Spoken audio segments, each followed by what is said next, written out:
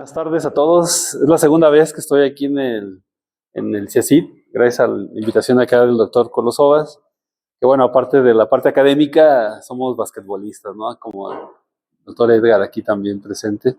Entonces somos gustosos del básquetbol.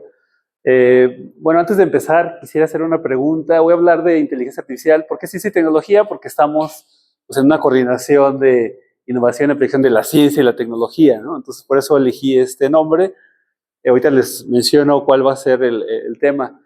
Pero antes de empezar, me gustaría hacer un par de preguntas. La primera es, ¿quién cree que la inteligencia artificial... Voy a preguntar, ¿quién cree que es ciencia y quién cree que es tecnología? Entonces, levante la mano, ¿quién cree que es una ciencia, la inteligencia artificial? No, hay dos. ¿Y quién cree que es tecnología? También, las dos cosas se cruzan. Ok, es una buena pregunta, porque voy a tratar de cruzar estas ideas. Y bueno, primero, yo soy profesor en la Facultad de Ingeniería. A mí me toca impartir cursos de programación y de inteligencia artificial. Tenemos dos programas en la Facultad de Ingeniería: Ingeniería en Computación, Ingeniería en Sistemas Inteligentes. Y tenemos un área de énfasis que es robótica inteligente e inteligencia artificial. Ahí es donde me toca impartir estos cursos. También tenemos el posgrado en Ciencias de la Computación en la Facultad de Ingeniería. Tenemos la maestría en Computación. Tenemos el doctorado en Ciencias de la Computación, ambos en el Sistema Nacional de Posgrados. Y ahí tenemos una línea en inteligencia artificial, precisamente.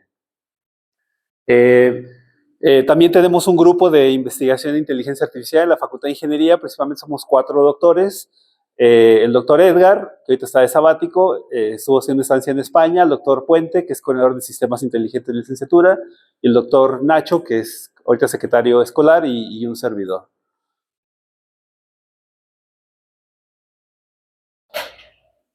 Ok. Bueno, primero así rápidamente, yo soy ingeniero en computación de la Facultad de Ingeniería. Soy de hecho de la primera generación. Es el inicio de las ciencias de la computación en la universidad. De hecho, en el 91 empezó el programa de computación en la Facultad de Ingeniería, y desde ahí empezó mi interés por la computación. Entonces, realmente, yo empecé precisamente por ahí de los 96, entonces pues ya son 30 años, ¿no? Trabajando en este tema. Después me fui a hacer una maestría a la UNAM en el IMAS, que es el que concentra toda la parte de ciencias de la computación, y ahí estuve trabajando en sistemas expertos para evaluación del impacto ambiental, y también trabajando con algunos doctores en lo que antes le llamaban incubadoras de empresas. Es una empresa tecnológica de la UNAM que trabajaba para la Bolsa Mexicana de Valores, hacer modelos predictivos. También estuve trabajando ahí y estuve becado lo que antes era el CONACYT, ¿no? En ese momento, ¿no?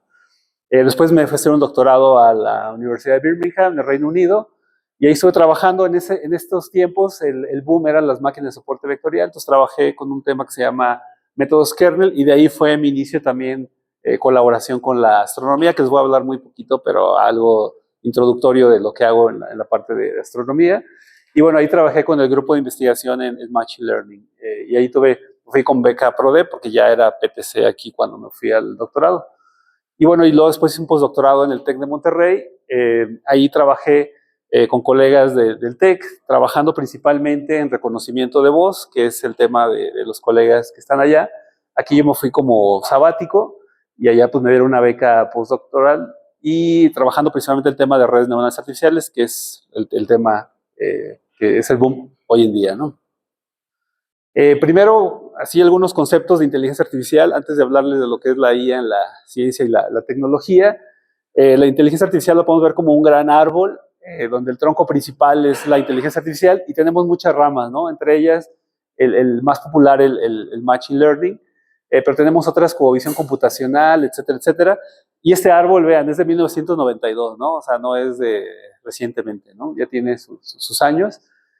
Y desde su nacimiento, la inteligencia artificial ha sido una ciencia multidisciplinaria, ¿no? Que es un poco lo que se trabaja aquí en el CIECIT.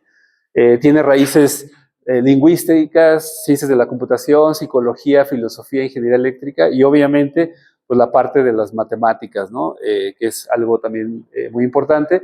Entonces ya desde aquí podemos ver que la inteligencia artificial, pues sus raíces pues son ciencias, ¿no? Entonces aquí podemos ver un poco que pues podemos considerarla como una ciencia, y es a lo que voy en las siguientes, ¿no? Primero voy a hablar más adelante les voy a hablar de la línea del tiempo, de lo que se relaciona al tema de inteligencia artificial, pero el término como tal, inteligencia artificial, surge en 1956 en un congreso o conferencia, como le llaman en inglés, en Dartmouth.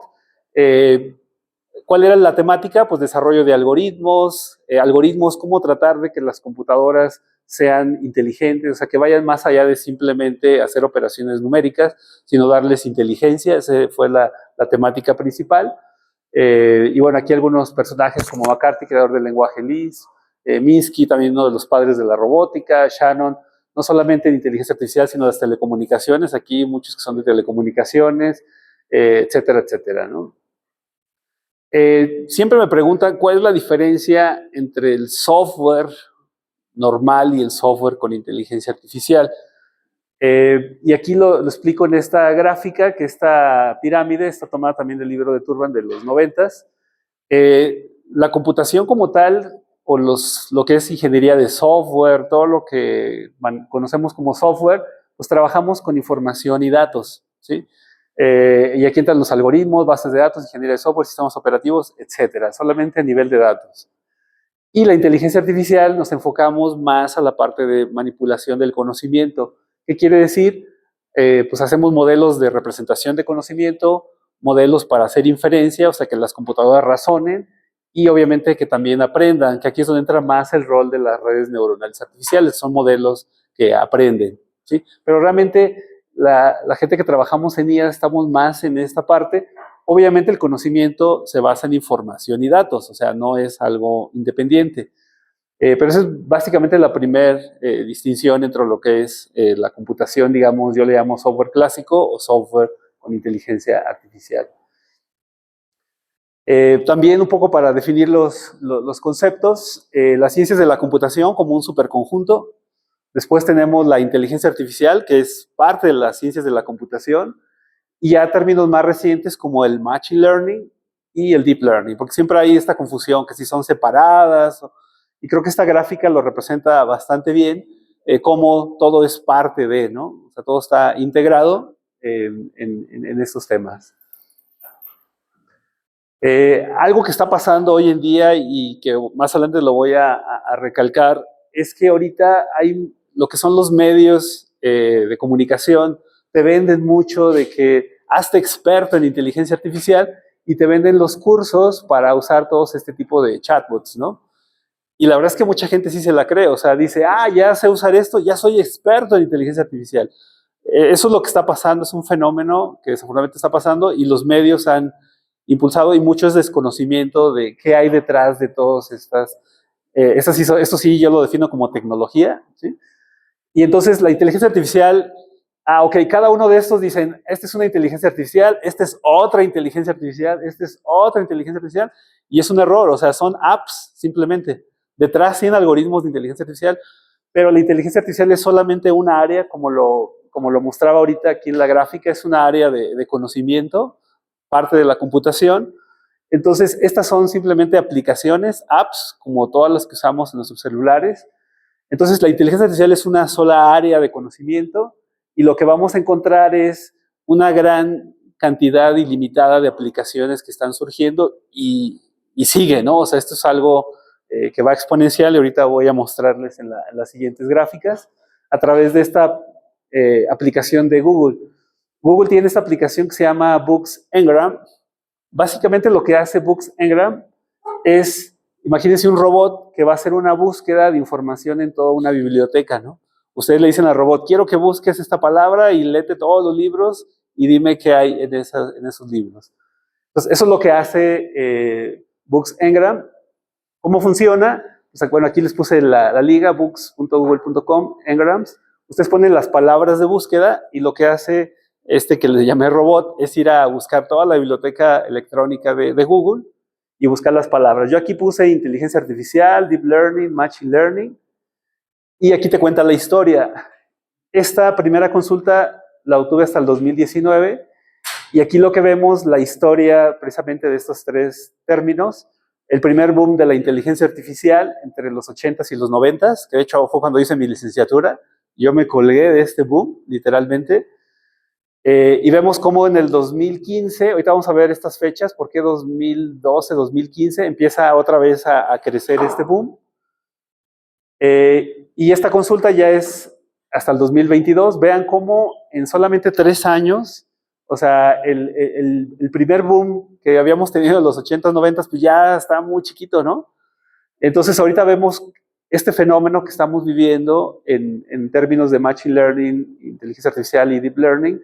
Y de hecho el término más popular es Machine Learning, más que inteligencia artificial. ¿Sí? Ese es el término que más se repite en los libros. Recuerden que esta gráfica está obtenido de información en libros electrónicos. Lo mismo hice para las redes neuronales. Vemos hasta el 2019 cómo... aunque algo aquí interesante es que este modelo que le llamamos backpropagation, vean cómo el primer boom también fue en los 90, 95, y que de hecho ese impulsó precisamente el término de inteligencia artificial. Este primer pico que vemos aquí, 90s, 80s, pues más o menos corresponde al pico de este modelo de backpropagation. Entonces, lo que podemos ver es que al final los modelos de redes neuronales artificiales siempre son los que han empujado la inteligencia artificial. Y este boom que estamos viendo, vean, 2012 empieza a crecer, y eso fue hasta el 2019, pero vean, la última consulta que pueden hacer en esta aplicación es hasta el 2022. Vean cómo también el backpropagation se ve muy chiquito, y ya las redes convolucionales, las redes profundas, pues están creciendo, y siguen creciendo, ¿no? O sea, aquí no sabemos hasta cuándo va a pasar esto que pasó en los 80s, 90s, ¿no? Esa es la gran incógnita, ¿cuándo va a parar esto, no? Entonces, como vimos, uno de los términos importantes es Machine Learning, es de lo más popular. Entonces, ¿qué es Machine Learning? Bueno, en Machine Learning hablamos de modelos de aprendizaje supervisado, modelos de aprendizaje no supervisado, o modelos de aprendizaje por refuerzo, ¿sí? Son algunos conceptos que se trabajan en esos modelos, y como lo vimos antes, el Machine Learning pues es una rama de la inteligencia artificial, o un subconjunto de la inteligencia artificial. Y bueno, aquí lo interesante es que si se dice que los datos es el rey, porque si no tenemos datos, pues los modelos no tienen de dónde aprender, ¿sí? Entonces, es algo bien importante, porque hay colegas que acercan, quiero aplicar inteligencia artificial, y yo, ¿qué datos tienes? No, pues nada, no podemos hacer nada, ¿no? Entonces, la clave es tener datos. Entonces, datos, conocimiento, acciones, y la meta es construir modelos para predecir valores. Aquí le llaman de unseen data. Es decir, tú entrenas el modelo con datos que tú conoces, y lo interesante es que funcionan para datos que nunca has visto antes. Esa es la parte novedosa, ¿no? que tenemos en la parte de Machine Learning. Entonces, Machine Learning, ¿qué es? Pues es algoritmos y datos. Eso es lo que se requiere para hacer Machine Learning. Este es uno de los libros de los 90s, que se considera como el origen del Machine Learning. Aquí podemos ver algunos temas que trabaja, entre ellos las redes neuronales, algoritmos genéticos, aprendizaje bayesiano. No sé si alguien estuvo en la conferencia del miércoles del doctor Zucker. Levante la mano. ¿Alguien echó la conferencia? No. La CECITI, se las recomiendo. La CECITI está organizando una serie de seminarios y conferencias precisamente para pues, dar a conocer esos términos de inteligencia artificial. Y el miércoles, precisamente de esta semana, el doctor Enrique Zúcar, que está en el INAOE, que es una de las vacas sagradas en la computación en México, él trabaja precisamente con aprendizaje bayesiano, y el miércoles dio una conferencia sobre eso. Les recomiendo las pláticas. Luego llegan a los que estamos en el SNI, nos llega la invitación. La verdad es que sí están eligiendo expertos, o sea, se los puedo avalar, porque luego también hay que tener cuidado, porque mucha gente que es usuario de estos chatbots ya se declara experto, entonces hay que tener cuidado con esa parte. Ok, bueno, si bien este libro es de los 90s, que se considera como el origen del Machine Learning, pues este es el artículo de Alan Turing, y él ya este artículo publicó en 1950, él ya hablaba de las máquinas de aprendizaje, por eso Alan Turing se considera uno de los padres de la inteligencia artificial. En este artículo es donde propone la prueba de Turing, que son las pruebas de inteligencia de las computadoras, y bueno, algunos que son aquí también que hacen computación teórica, pues tenemos la máquina de Turing, que es la base de las ciencias de la computación.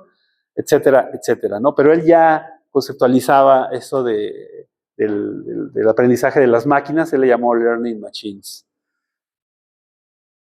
Ahora, bueno, ¿qué es Machine Learning? Bueno, pues es algoritmos de inteligencia artificial que aprenden de datos, ¿sí? Esa puede ser una definición corta. Y bueno, ¿qué clase de algoritmos? Pues tenemos una gran diversidad. La mayoría pues utiliza las redes neuronales artificiales, pero tenemos muchos algoritmos o modelos como árboles de decisión, máquinas de soporte vectorial, etcétera, etcétera, etcétera. Hay una buena cantidad y podemos resolver problemas de regresión, de clasificación o de clustering, que es agrupar información en espacios multidimensionales. Entonces, como lo dije, en Machine Learning, pues los datos son el rey. O sea, si no tenemos datos, pues no podemos hacer nada.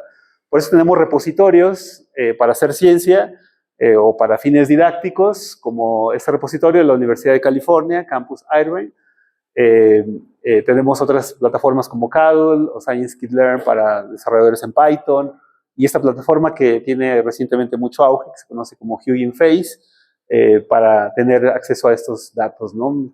En la parte de software, cuando yo empecé a meterme en esos temas, mis asesores trabajaban con MATLAB y bueno, Octave, que es la versión libre de MATLAB, pero hoy en día es Python principalmente. Python es el lenguaje que más se utiliza. Sin embargo, seguimos utilizando C y C++, principalmente para la programación en equipos de supercómputo, como lo que tiene aquí el IPCID o otros centros de supercómputo en México, porque luego tenemos que acelerar estos algoritmos, porque computacionalmente son muy demandantes.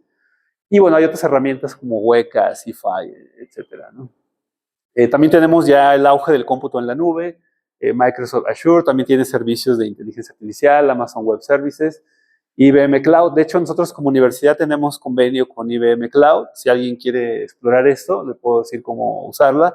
Lo único que necesitan es la cuenta de correo de la universidad, uaslp.mx, y tenemos acceso gratis. Obviamente es una versión académica, no tienen todo libre, pero como universidad tenemos un convenio con IBM, y bueno, tenemos la plataforma de Google, que tiene la versión gratuita, y luego ya si quieren más GPU, más poder de cómputo, pues tienen que pagar.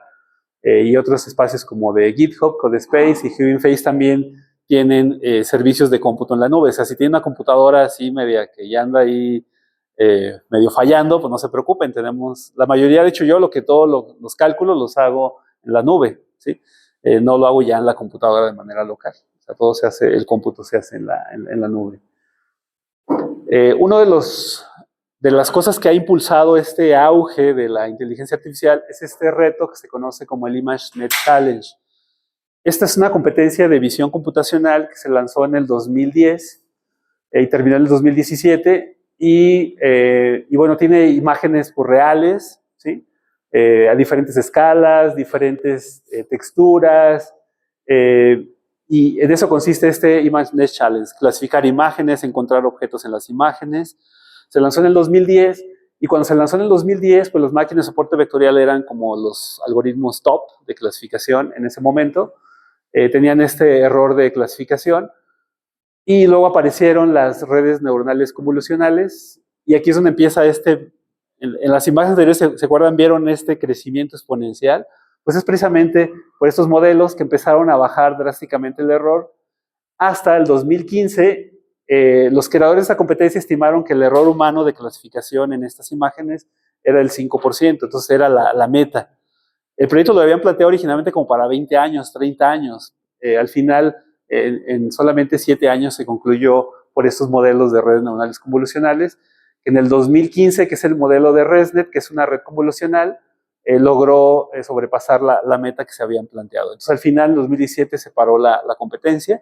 Entonces, esto es lo que ha traído mucho la atención y fue en la comunidad científica lo que todo el mundo volteó a ver, pues, qué está pasando, qué están usando, ¿no? Y bueno, estas son las redes convolucionales, si tienen curiosidad. Una de las ventajas es que tú metes la entrada, es una imagen, y tienes una parte que se le llama la estación de características, extrae los patrones, crea aquí un vector que se le conoce hoy en día como embeddings o espacio latente, y aquí tienes el clasificador, que esta es una red neuronal clásica, ¿sí? La que se conoce como fully connected, y te clasifica. Entonces tú metes la imagen, hace la extracción de características y te la separa, ¿no? Esa es una de las ventajas de estos modelos, que ya hacen la clasificación, digamos, automática. Lo que hay que hacer es solamente entrenar todo este modelo con datos, en este caso que mencionaba hace un rato, ¿no? Este es uno de los papers que se publicó en la revista de Nature. Ustedes saben, tenemos Nature y Science, las dos grandes revistas. Se publicó este artículo de Deep Learning. Se plantean los modelos de Multilayer Perceptron, las redes convolucionales que les acabo de mencionar, las redes recurrentes. Y bueno, gracias a este paper, pues le dieron lo que le llamamos el Nobel de la computación, el reconocimiento de la ACM, el Turing Award. En el 2018, a Bayou, Hinton y LeCun se consideran como los padres del Deep Learning, ¿sí? Ahora vamos a movernos un poquito a lo que es la inteligencia artificial en la tecnología. Es un poquito la introducción de cómo fue el auge de la inteligencia artificial. Y hablando de tecnología, bueno, voy a hablar de los startups. Y estas las uso mucho con mis estudiantes porque los estudiantes quieren entrar a las empresas tecnológicas, ¿no? Ellos dicen, no, yo no voy a ser profesor, ¿no? O sea, perdón, investigador, yo quiero irme a las empresas tecnológicas, ¿no? Y aquí lo que estamos viendo es que precisamente del 2010 vemos cómo el crecimiento, esto lo que estamos viendo aquí es el número de startups, que son estas empresas tecnológicas jóvenes en inteligencia artificial. Vemos el número de startups que han adquirido las grandes empresas. Entonces vemos aquí, por ejemplo, en el top, Apple, Google, Microsoft, Facebook, Amazon. Cómo han ido incorporando esos temas de inteligencia artificial en sus productos, ¿sí? Y aquí no se alcanza a ver, pero aquí dice Siri, o sea, es uno de los pioneros en el 2010, los que son usuarios de iPhone, ustedes saben, este sistema asistente, pues Siri es el nombre de una startup que adquirió Apple y lo incorporó a sus dispositivos. Otro famoso, por ejemplo, aquí está DeepMind, que adquirió Google, ¿sí? Ahorita voy a hablar acerca de DeepMind más adelante, etcétera, etcétera. Entonces vemos cómo ha habido un crecimiento de incorporar la inteligencia artificial en la tecnología, ¿sí? Y no solo estas empresas, sino vemos, por ejemplo, a diferentes áreas de industria, ¿no? Aquí está clasificado los startups en aeroespacio, agricultura. O sea, vemos la inteligencia artificial está en todos lados prácticamente, ¿no? En todas las industrias y diferentes aplicaciones, ¿no? Y bueno, y recientemente, desde el surgimiento de ChatGPT, pues se hicieron famosos los chatbots, ¿sí? Y bueno, los chatbots, pues no empezó en ChatGPT. ¿Qué creen que empezó? Y bueno, lo que ustedes conocen, pues en el 2020 sale GPT-3, pero realmente en el 2022 es el lanzamiento de ChatGPT.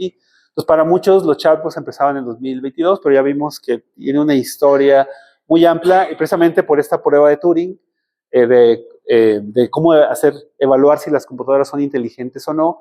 Muchos de estos chatbots estaban orientados precisamente a mostrar esas capacidades. Y bueno, ya vemos surgimiento de empresas como Cloud de Anthropic, Gemini de Google, 2023, después de ChatGPT. O sea, al final ChatGPT de alguna manera es pionero porque generó esta revolución.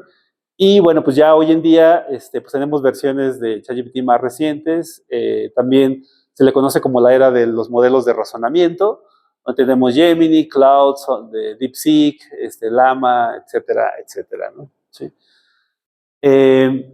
Entonces, lo que les mencionaba al inicio, al final todos estos chatbots, pues lo que tienen detrás es una cosa que se conoce como Large Language Models o modelos de lenguaje largos, es lo que tienen detrás de ello.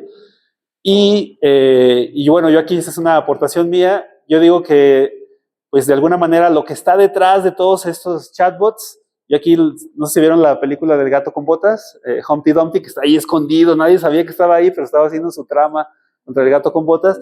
Pues el Humpty Dumpty de los chatbots son un modelo que se conoce como Transformers, ¿sí? Es lo que está detrás, que nadie ve.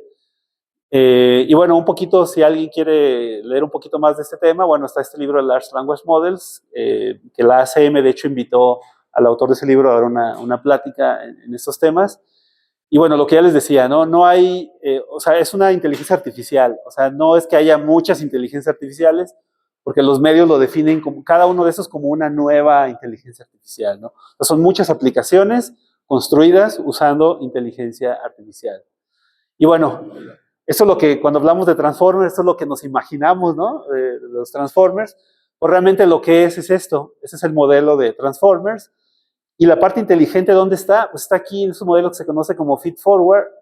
Y estos modelos de Feed Forward, pues no son más que los modelos de los 80s de Backpropagation. O sea, realmente son modelos nuevos, o realmente están basados en la arquitectura de los 80s de Multilayer Perceptron y Backpropagation. Esa es la parte, digamos, inteligente de los Transformers. Y el paper que, bueno, propone esto es de 2017, que se conoce como Attention is All Unique, son esos mecanismos de atención, la parte innovadora de los Transformers. Y curiosamente, quien lo propone es Google, pero lo toma OpenAI, el creador de ChatGPT, y es que se hace famoso OpenAI, pero al final los creadores de los Transformers son los centros de investigación de Google, los que crearon, y este es el paper original que propone estos modelos de Transformers. Como ustedes saben, en visión computacional, hoy en día parte del estado del arte son las redes convolucionales. Para procesamiento del lenguaje natural tenemos redes neuronales recurrentes. Para reconocimiento de voz tenemos las Deep Belief Networks. Para traducción tenemos estos modelos de traducción.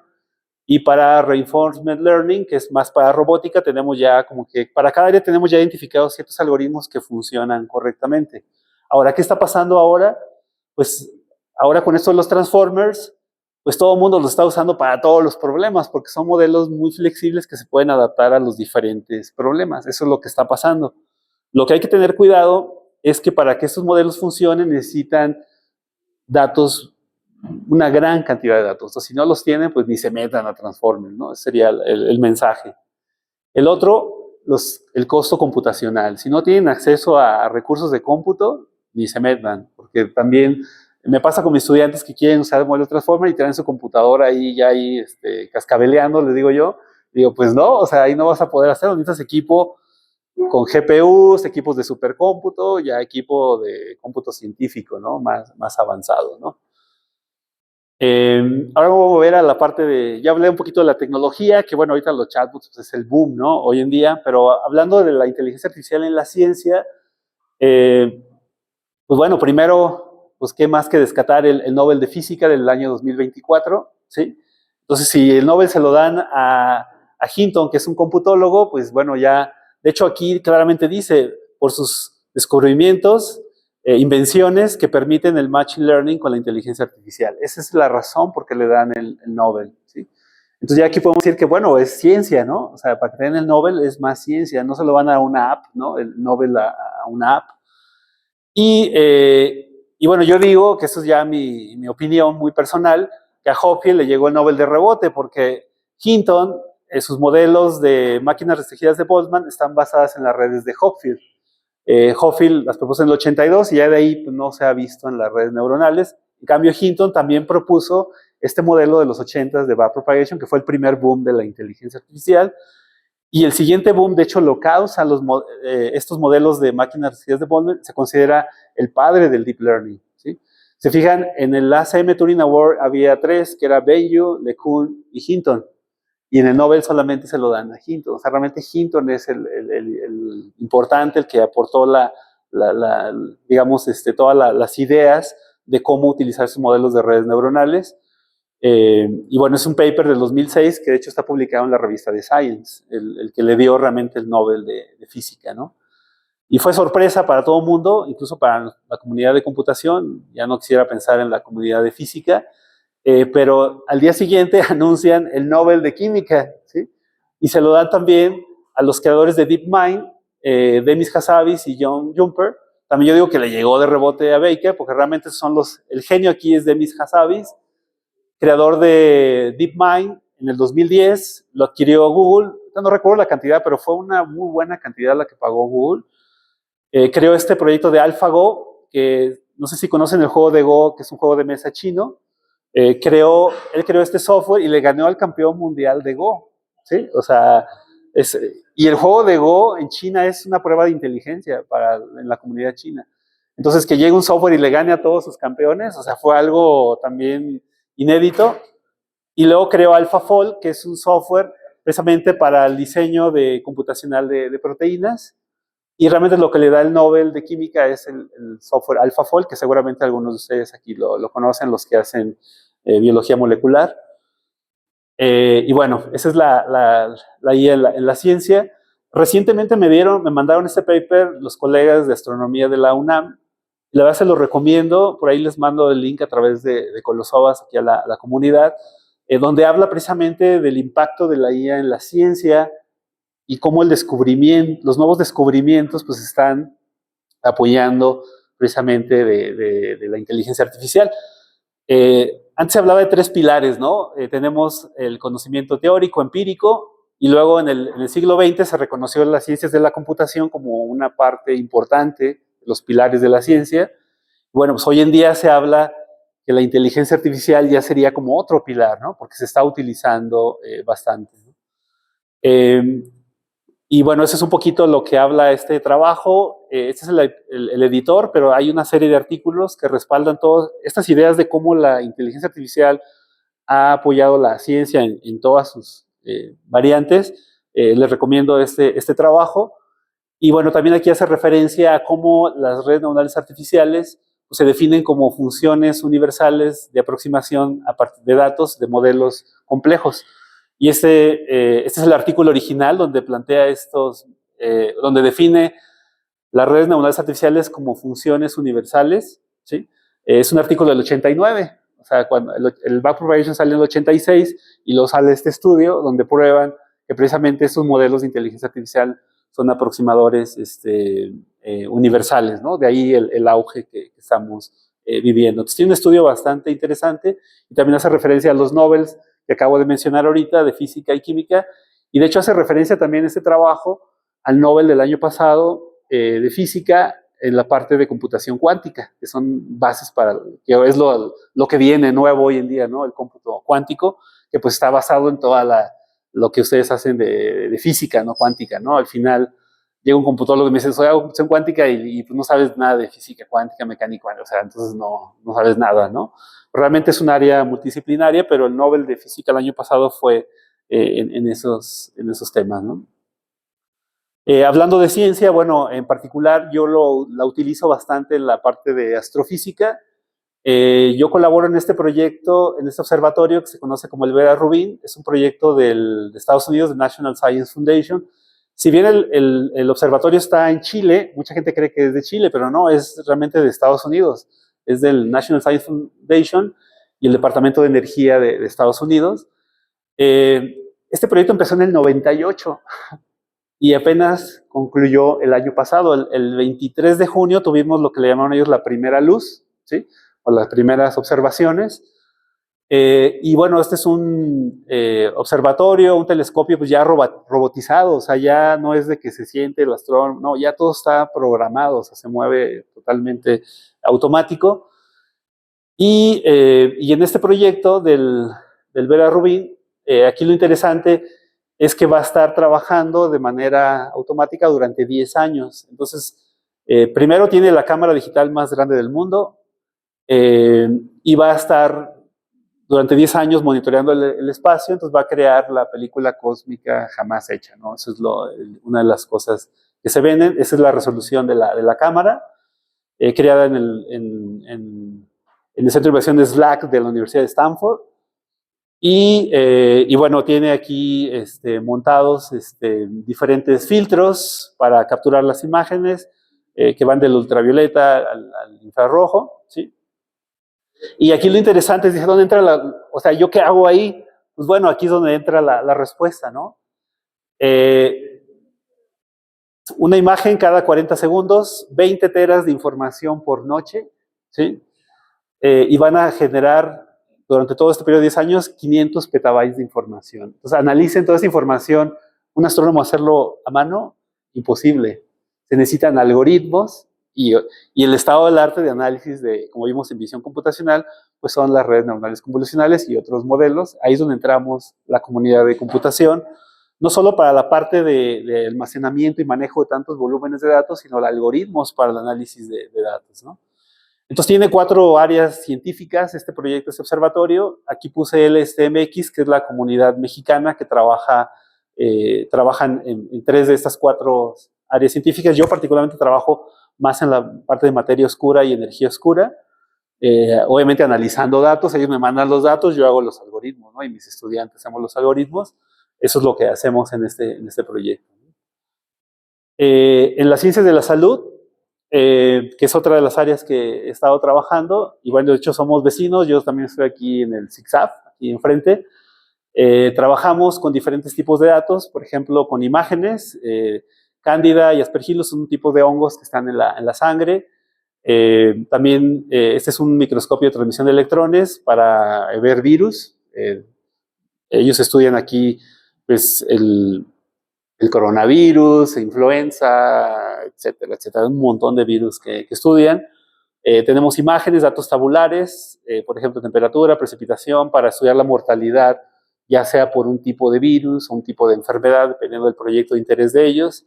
Ellos tienen una cosa que se llama citómetros o citometría de flujo, que lo que hace es que de una muestra de sangre lo meten a este aparato, forma célula por célula y tienen toda la información de cada una de las células, ¿no? Entonces tienen un montón de datos para diagnóstico también de enfermedades, hacemos modelos de predicción, de enfermedades también, y también analizamos datos de tipo de ADN, ¿no?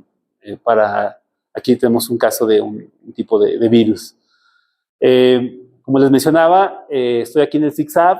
En el 2023 el doctor Noyola tuvo la iniciativa de crear esta unidad de investigación en bioinformática que actualmente me toca coordinar. Aquí menciono algunos de los proyectos que estamos realizando. Este de cándidas para hongos, proyecto de aguas residuales. Esto surgió mucho de la Comunidad Europea, como a partir del agua residual, coloquialmente el agua del caño, con muestras de ahí se pueden detectar virus que está pasando en ciertas zonas. Aquí hay un proyecto que se está trabajando. Aspergillus también son hongos en la sangre, para conteo de células, de imágenes de telescopios, citometría de flujo, que es lo que mencionaba, proyectos para predecir la mortalidad por enfermedades respiratorias, para proyectos de gastroenteritis, un poco para, has oído el nombre aquí tengo al doctor Mario, ¿cuál es el virus que está más en el gastro? Ajá. Hay varios virus ahí que generan ahí problemas por otros nombres, pero bueno, cáncer de mama también con Daniel Zavala, que él trabaja con la doctora Portales, desde el punto de vista de biología molecular, del sistema inmunológico, cómo van atacando ahí los tumores, esas cosas, y bueno, de problemas de ADN. Bueno, ya para terminar, esta es la línea del tiempo que yo tengo de inteligencia artificial. El primer modelo de red neuronal se conoce como el modelo de McCulloch-Pitts, fue en 1943. Primero les había dicho 1956 porque es el origen del término inteligencia artificial, pero si trabajan con redes neuronales podemos decir que el origen es más atrás, 1943. McCulloch, él un neurofisiólogo, y Pitts un matemático, ¿no? Se juntan y crean este modelo, ¿no? Que es la base de todos los modelos de redes neuronales artificiales. 50, lo que se ha dicho las Learning Machines de Turing, el término de inteligencia artificial, el 86 Backpropagation, que es la base y que todos los modelos actuales lo utilizan, el libro de Mitchell que ya les mencioné, este es el artículo de Hinton, 2006, publicado en la revista Science, que es el origen del Deep Learning y que le dio el Nobel de Física. Y luego tenemos el ImageNet Challenge, que es lo que les mencionaba ahorita, que es el auge de las convolucionales. Y lo último, 2015, que son esos modelos de mecanismos de atención, que son lo que tienen adentro los transformers. Pero bueno, si hablamos de programación lógica, que también hacemos modelos de representación con programación lógica, pues tenemos que irnos hasta Aristóteles y ya más reciente Bertrand Russell y Alfred Whitehead, ¿no? O sea, serían las raíces de la IA, de la gente que hace programación lógica en inteligencia artificial. La plática que les mencionaba del miércoles del doctor Zucker, él trabaja con redes neuronales probabilísticas o redes bayesianas, pues su raíz está el teorema de Bayes, ¿no? O sea, 1763. Entonces, un origen como tal de la inteligencia artificial, pues depende en qué contexto estemos hablando, ¿no? Redes neuronales, programación lógica, modelos probabilísticas, y hay más áreas, ¿eh? Aquí ya no mencioné lógica difusa, cómputo evolutivo, otras áreas que también tienen sus propias líneas del tiempo, ¿no? Ok, bueno, entonces, como conclusión, la inteligencia artificial pues, tiene una gran cantidad de aplicaciones. Es la ciencia o tecnología. A ver, levante la mano, ciencia. ¿Quién dice que es ciencia? Okay. Tecnología. O sea, que es como la combinación, ¿no? Bueno, al menos hubo más manos levantados en ciencia, ¿no? Creo que sí medio los convencí a algunos, ¿no? Sí, pero sí es las dos cosas, ¿no? Al final. Y bueno, aquí entra el rol del CSI, ¿no? Hay que hacer mucho trabajo multidisciplinario. Ustedes que están en la parte de innovación, en finanzas, biología, medicina, química, manufactura, física, matemáticas, pues es parte, ¿no? La inteligencia artificial ha entrado como un factor de innovación en todas las áreas del conocimiento, ¿no? Y bueno, ya para terminar un poquito de humor, pues bueno, también tengan cuidado porque si hablan de estadística, pues ahí está solo, Machine Learning más o menos, pues si dicen inteligencia artificial, atraen más gente, ¿no? O sea, es algo que está pasando, ¿no? Y lo vamos a ver en muchas pláticas, ¿no? También esto, ¿no? O sea, ¿qué es el Machine Learning? O sea, como que ahí, ¿qué onda, no? Es un híbrido de cosas. Y también, esto también para mis estudiantes, muchos dicen, oye, la inteligencia artificial ya va a dominar el mundo, y luego mis estudiantes corren su algoritmo y no les funciona, ¿no? O sea, les reconoce un gato como perro, y es que YOLO es un software de reconocimiento de objetos que está preentrenado para reconocer perros, o sea, no para gatos.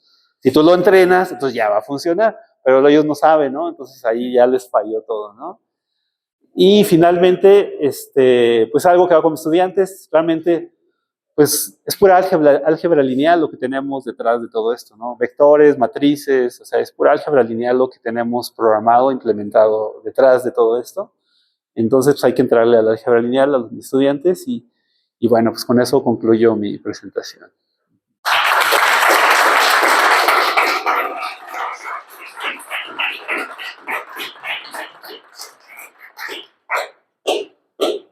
Entonces, pues, a ver, Eric, otro basquetbolero. Oye, yo nada más tengo así una pregunta curiosa.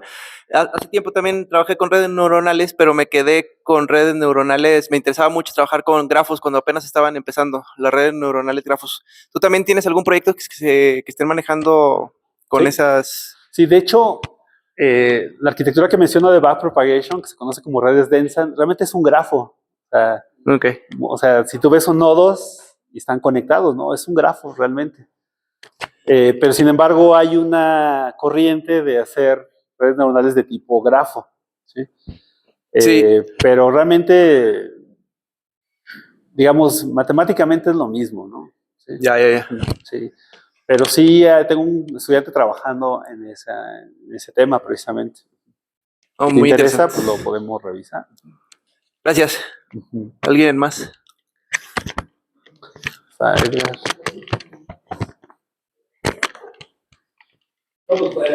está.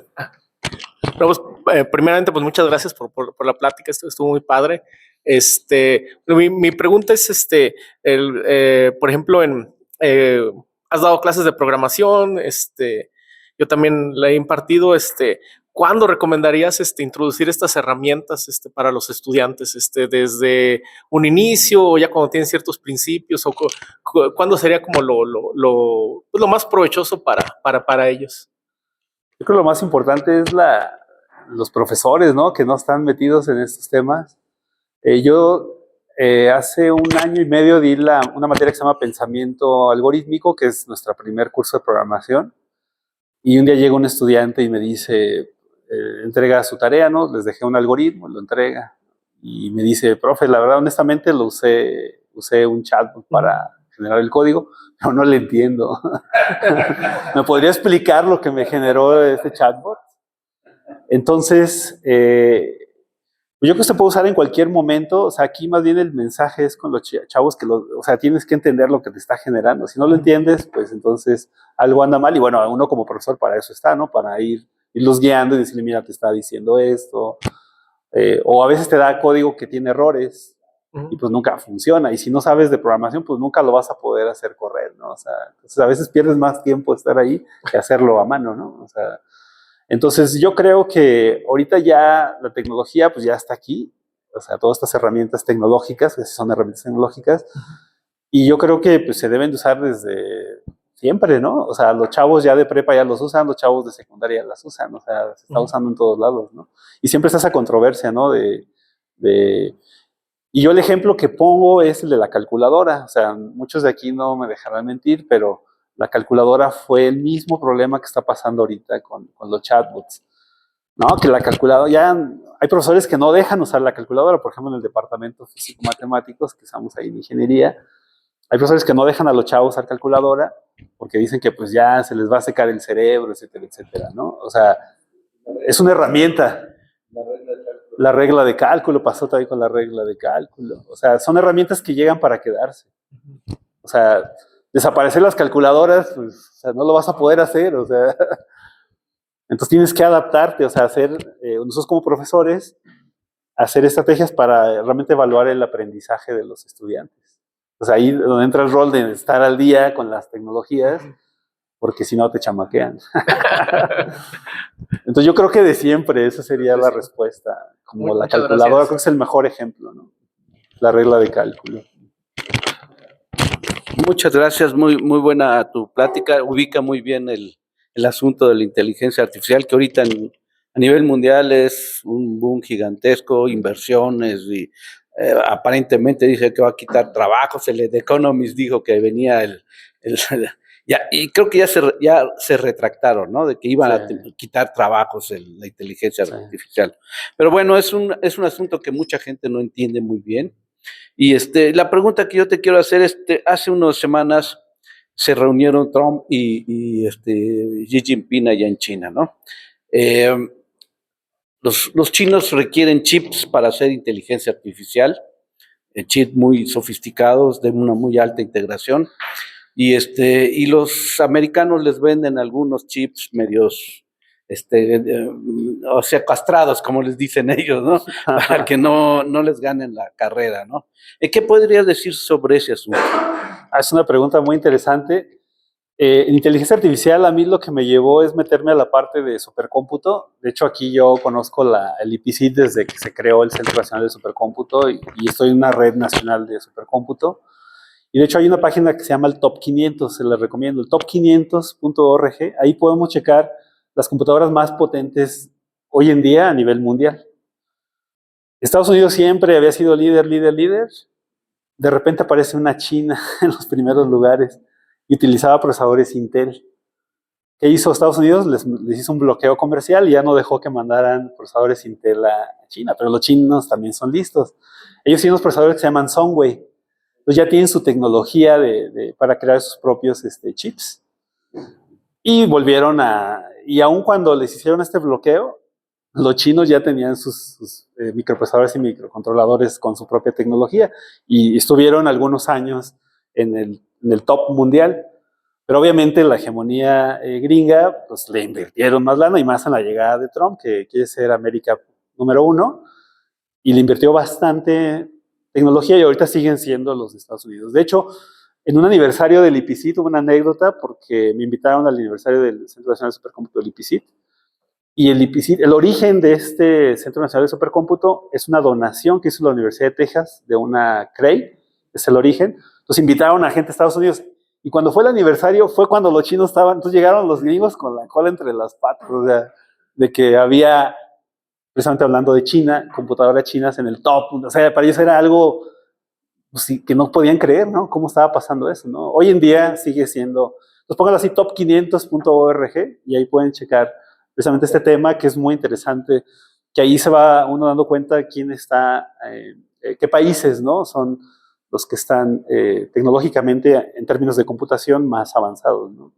Y vamos a ver países como Suiza, Reino Unido, Francia, Alemania, ¿no? Son Japón, China, hasta ahí.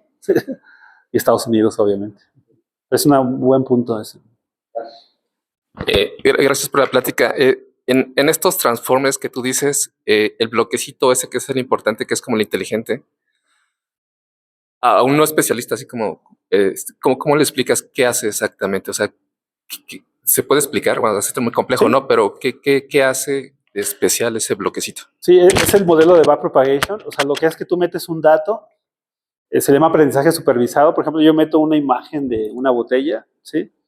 Tengo la red neuronal, que son pesos, es un grafo, lo que decía Eric, o sea, son nodos y grafos, y tengo la salida, ¿no? Entonces yo ya sé que entra, y yo ya sé que es una botella, ¿no? Entonces yo le digo al algoritmo, mira, te voy a meter esto, y es una botella.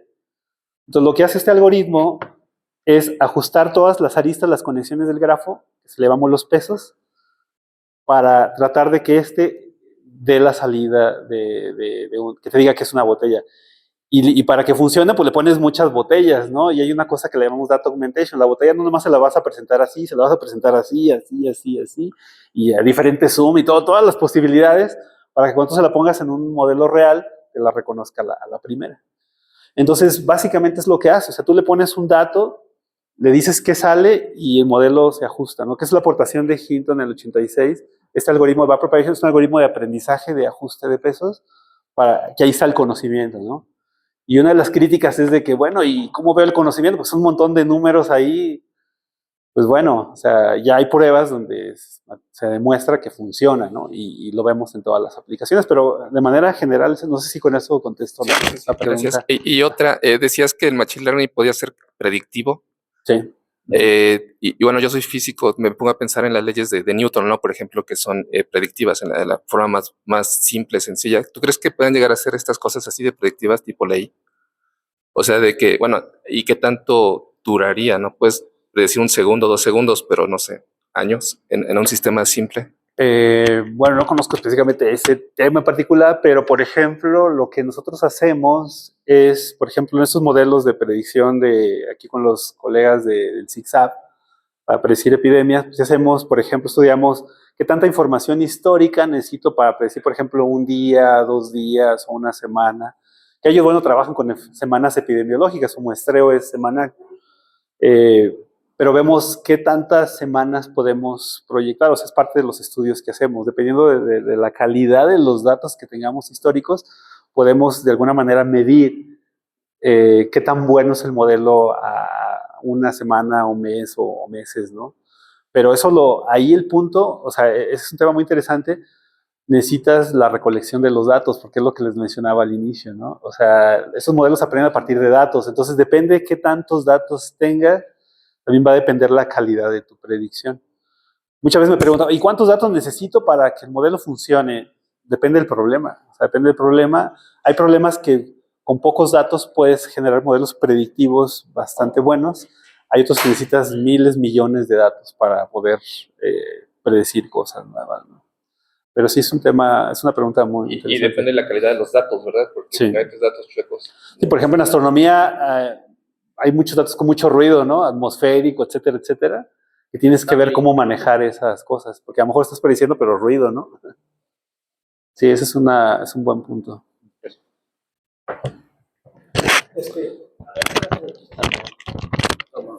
Oye, Juan Carlos, pues te felicito mucho porque a mí me correspondió cuando ustedes iniciaron el posgrado.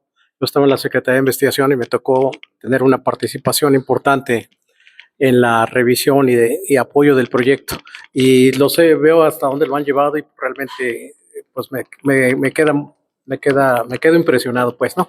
Más me encantó esto que estés trabajando en redes como la de astronomía mexicana en 2 proyectos y aparte que también estés participando en el IPCIT, en el supercómputo.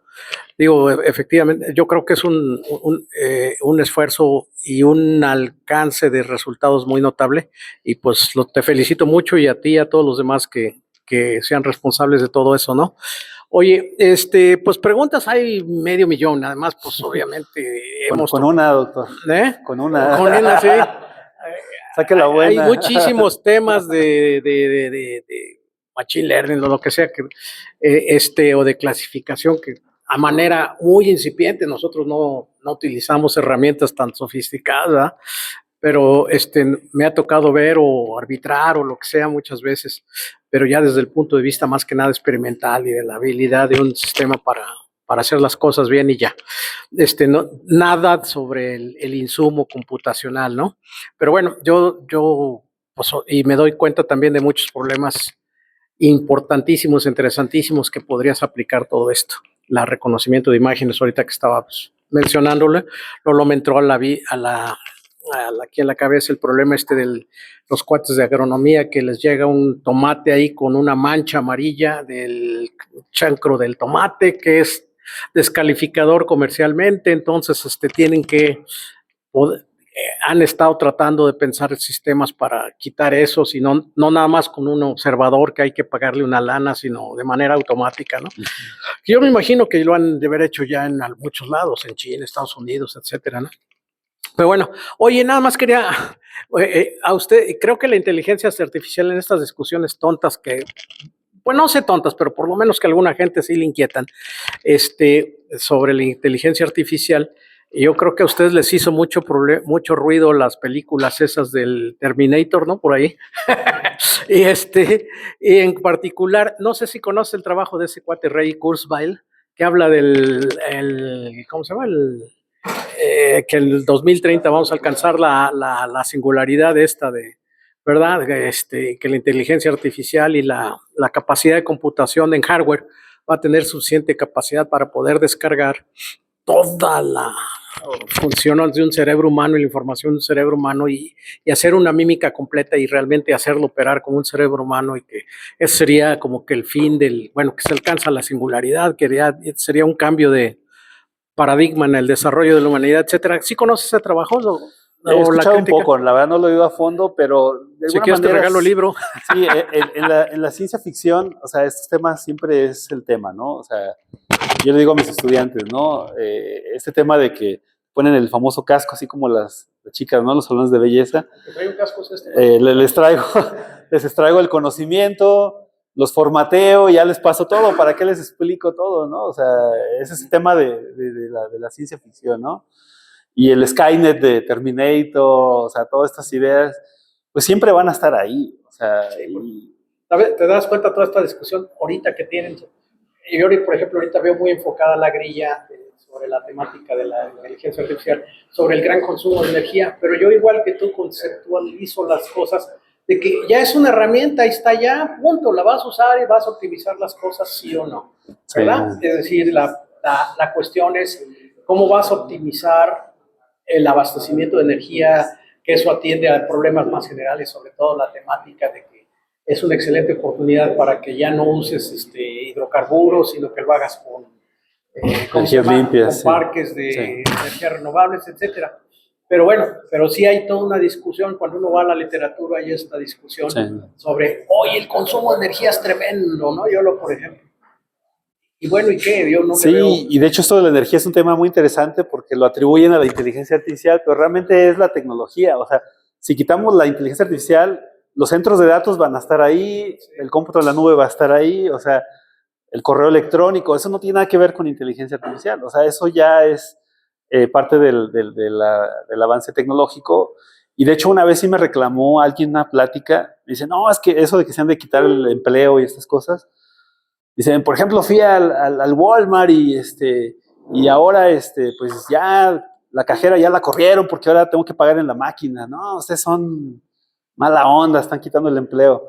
Digo, espérame, eso no tiene nada de inteligencia artificial, o sea, simplemente lees un código de barras, te dice cuánto es, pagas y ya. Digo, no hay nada de inteligencia artificial ahí. Es simplemente automatización, que ese es el tema también interesante. O sea, la tendencia es queremos automatizar las cosas, y eso nos está llevando a crear estos centros de datos grandísimos que consumen un buen de energía, que si algunos tienen IA, pues sí, pero no todo es IA en esos centros de datos que consumen, que es una de las cosas que se atribuyen, porque estos modelos es costoso entrenarlos, regresando a una de las preguntas iniciales. Pero una vez el modelo entrenado, el proceso de inferencia es casi inmediato, o sea, el consumo energético es mínimo. ¿Sí? O sea, lo que cuesta es el proceso de entrenar esos modelos, pues ya ponerlos en operación hacen respuestas muy rápidas, o sea, realmente no consumen mucha energía, ¿no? Oye, pero sí son temas bastante interesantes. Último comentario que quiero saber. La semana pasada el Papa hizo una encíclica que tiene que ver con inteligencia artificial. Sí. ¿Qué opinión te mereció esa? Muy de censura, ¿no? Sí, pues... No es tan censurable, ¿no? Yo lo leí con mucho cuidado. pero no sé. Yo la verdad no lo he leído, todo, no lo he leído. O sea, sí escuché en las noticias, escucho a Carmen Aristegui y vi que mencionó ese comentario. La verdad no lo he escuchado, no puedo dar una opinión en este momento, pero sí vi que ya incluso el Papa también ya está metido en estos temas, ¿no? Sí, pero no lo he leído, la verdad. Sí. Eso es un buen punto. Mario, ¿dónde vas, Mario?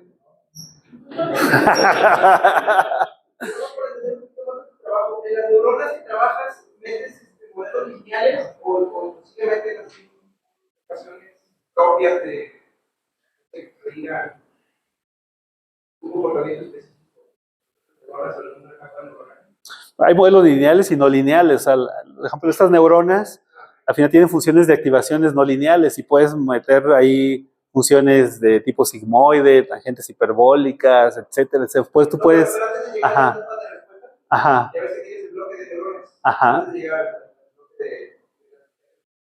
en ese bloque le metes pura linealidad para que solo el batch propagation sea entender. O a una neurona o algunas neuronas de identificado un comportamiento para, no sé, identificar algún tipo de Bueno, en el caso de astronomía, ahí utilizamos precisamente redes convolucionales que tiene esta parte que les mencionaba de extracción de características y lo que buscan ahí es, a partir de una imagen, encontrar como puntos de interés, ¿no? Antes lo que hacíamos en procesamiento de imágenes es detectar los bordes, colores o ciertas texturas, ¿no? Aplicas como filtros, ¿no? Es muy parecido, pero esto lo hace, digamos, automático, ¿no? Sí. Y luego ya lo metes al clasificador. Ayer salió. Se ve un manchoncito verde oscuro. ¿Y cuándo se formó, verdad? Sí, de 13,000. Ahí está.